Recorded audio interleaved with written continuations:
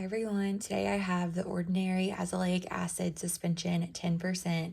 This is another product from The Ordinary that I absolutely love. I'm always so impressed with the Ordinary skincare products because of their quality and their price point.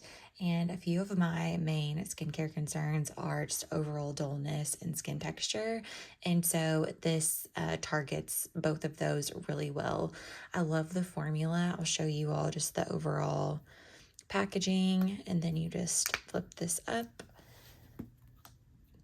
and I will squeeze out a little bit, but this is the formula. It's extremely gentle and blends into the skin very quickly and smoothly.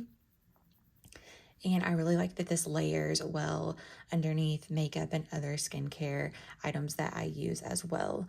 I haven't noticed any sort of irritation, and again, just really feels smooth and nourishing on the skin.